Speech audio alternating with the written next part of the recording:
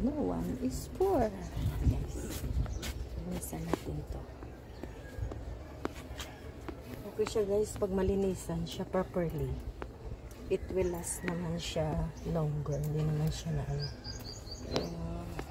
nadumihan ba all the time. Pero kung hindi siya talaga guys malinisan itong sink na to, you can really see the difference na hindi talaga siya malinisan. Yun. Tapos ito,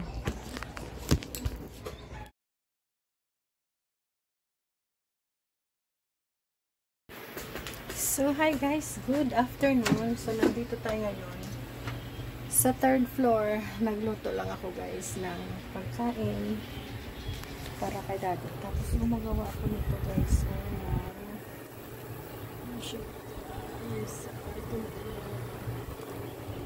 Ano siya, sinigang siya meant to be. For pag natapos siya guys, is sinigang. Wait, let's see.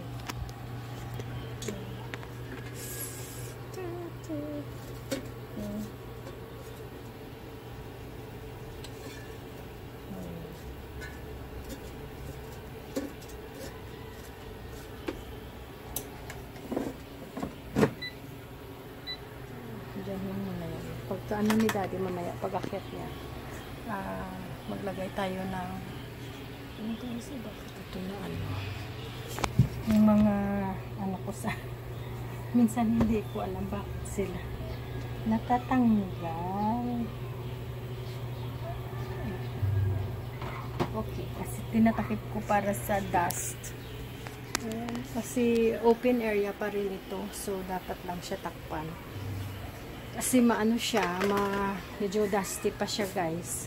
Sa mga paligid kasi very dry nga lately. Tapos ngayon umuulan, which is better, yung dust na wala. Pero pag dusty siya guys, I have to really protect all the things here. Dapat talaga takpan at saka talagang hugasan every time we use it. Before we use it, hugasan siya. Yun lang. Kasi hindi siya nakakabinet. Ito may cabinet tayo. So, bibili ulit ako ng isa dyan to keep everything in order. Pero, hindi ko lang alam kung magkasya sa kailangan ko. Kasi medyo, ano siya, maliit. Ayan. So, hindi natin gets ang sitwasyon niya. So, dito tayo, nagmo-monitor lang ako sa CCTV para sa store. Kung mag-crazy ang mga bumibili dyan pag dumadami sa hapon para makatulong ako. If not, kaya naman nila doon sa baba. So, ayan. So, today, ito guys ang problema ko dito sa third floor namin. Ito ang mga halaman na nag-overcrowd. Hindi na siya maganda tingnan. Ito siya guys. So, kailangan na siyang review at saka kailangan siyang tanggalin. Kasi medyo marami ang lamok. So, I need to prioritize kung saan ang itatapon at saan ang ikikip. Yun. mag-prioritize talaga tayo ngayon. Ayan siya. So, that is the story. Ayan. Hindi siya maganda tingnan. Kaya, mag-ano lang ako, mag-prioritize ako later ng mga halaman dyan sa likod. Tapos may kaunti akong area dyan, oh, na ayusin ko pa siya. Yan. Yan.